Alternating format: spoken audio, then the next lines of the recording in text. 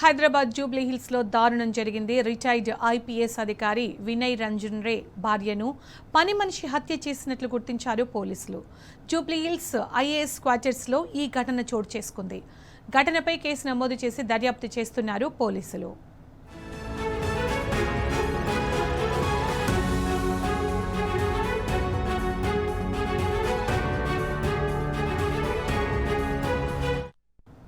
ఇక ఇదే అంశానికి సంబంధించి పూర్తి సమాచారం మా క్రైమ్ బ్యూరో చీఫ్ భాస్కర్ అందిస్తారు.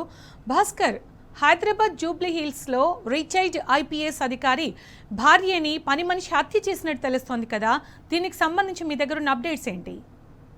జూబ్లీ హిల్స్ లోని ప్రశాసన్ నగర్ లో ఉన్నటువంటి ఐపీఎస్ అధికారుల నివాస ప్రాంగణంలో రిటైర్డ్ ఐపీఎస్ అధికారి వినయ్ రంజన్ భార్యను పని మనిషి హత్యగా ప్రస్తుతానికి జూబ్లీ హిల్స్ పోలీసులు అనుమానిస్తున్నారు. ఇంట్లో ఎవరు లేని సమయంలో నేపాలీకి సంబంధించినటువంటి పని మనుషులను చాలా రోజులుగా వాళ్ళ ఇంట్లో పని కోసం చేర్చుకున్నటువంటి పరిస్థితి. ఇటువంటి ఘటనలు వరుసగా జరుగుతున్నా పోలీసులు మాత్రం కౌన్సిలింగ్ ఇవ్వడం మాత్రం గతంలో అనేక సందర్భాలు చూసాం మనం. హైదరాబాద్ పరిధిలో నేపాలీ గ్యాంగ్ ఇంట్లో దొంగతనం చేసి జూబ్లీహిల్స్ ప్రాంతంలో కూడా ఇట్లానే ఓనర్స్ ని నోట్లో గుడ్డలు పెట్టి వాళ్ళని కట్టేసి డబ్బులతో పారిపోయినటువంటి పరిస్థితి. ఇవాళ నేరుగా రిటైర్డ్ ఐపీఎస్ అధికారి నివాసంలోనే తన భార్యను చంపి పారిపోయినటువంటి సంఘటన.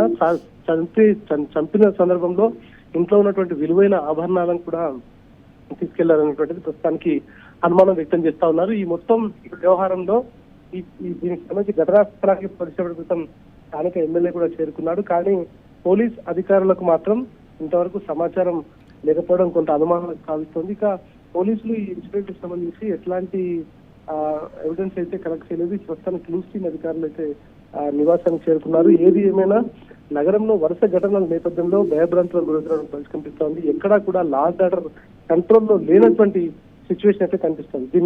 దీన్ని చక్కదిద్దడానికి పోలీస్ అధికారులు రంగంలోకి దిగుతున్నారా అసలు, లేదా ఎప్పటికప్పుడు కౌన్సిలింగ్ ఏర్పాటు చేసి వీళ్ళపైన నిఘా ఏర్పాటు చేయాలి. పని మనుషులను తీసుకున్నటువంటి సందర్భంలో వాళ్ళ అడ్రస్ తో సహా వాళ్ళకి సంబంధించినటువంటి పూర్తి వివరాలను వారి దగ్గర గార్డియన్ గా ఏదో ఒక రకమైనటువంటి వాళ్ళకి సంబంధించినటువంటి పెట్టుకోవాలి. కానీ ఇక్కడ ఎక్కడా కూడా అట్లాంటివి జరగడం లేదు.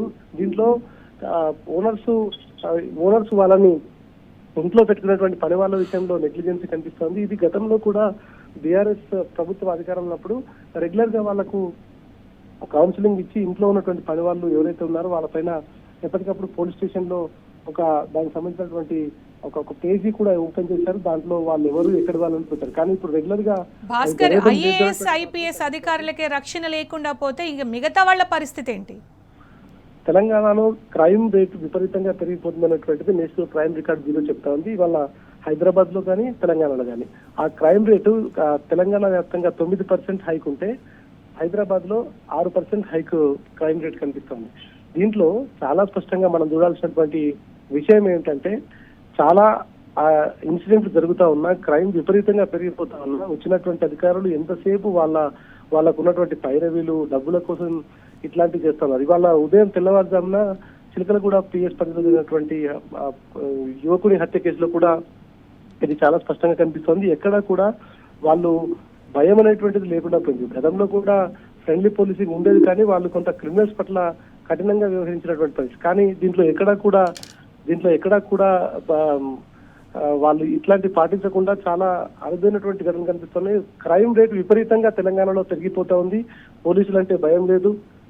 మొన్నటికి మొన్న మనం మల్కాజ్గిరికి సంబంధించినటువంటి సిటీగా చాటిస్తున్నటువంటి సుమతి, ఆమె దిల్సుఖ్నగర్ బస్ స్టాప్ లో ఉన్నటువంటి సందర్భంలో జరిగినటువంటి ఇన్సిడెంట్లు మనం చూడవచ్చు.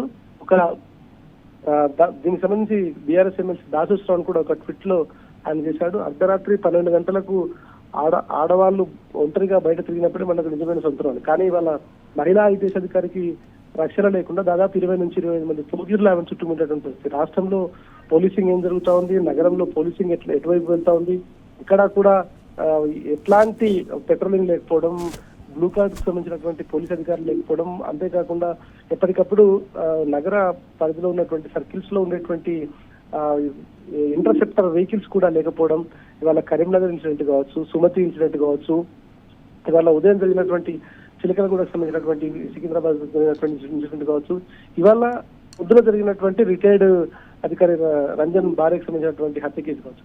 ఇవన్నీ చూస్తా ఉంటే మాత్రం లా అండ్ ఆర్డర్ పూర్తిగా డిస్టర్బ్ అయినటువంటిది మాత్రం చాలా స్పష్టంగా తెలుస్తోంది. ఎన్ని వ్యవహారాలు చేసినా ఎట్లాంటి ఇష్యూ జరుగుతున్నా కూడా ఎక్కడా కూడా పోలీసులు అనేటువంటిది చాలా స్పష్టంగా ఎక్కడ గైడ్ లైన్స్ ని పాటించడం లేదు, వాళ్ళు లా అండ్ ఆర్డర్ పట్ల దృష్టి సాధించడం లేదని మాత్రం చాలా స్పష్టంగా తెలుస్తోంది. ఇప్పటికైనా దీన్ని గుర్తించి సవరిస్తారో లేదంటే తెలంగాణ ప్రజల ప్రాణాలతో చెలగాటమాడుతున్నటువంటి ఇట్లాంటి ఇన్సిడెంట్స్ చూస్తూ ఉంటే తెలంగాణ ప్రజలు భయభ్రాంతులకు గురవుతున్నారు. దీన్ని ఎట్లా కట్టడి చేస్తారో, మళ్ళీ తిరోగమనమైనటువంటి తెలంగాణ అభివృద్ధిని ముందుకు తీసుకురావడంలో పోలీసుల పాత్ర ఎంతవరకు సక్సెస్ఫుల్ గా ముందుకు వెళ్తుందో చూడాల్సినటువంటి అవసరం కనిపిస్తా ఉంది. Smita, thank you Bhaskar.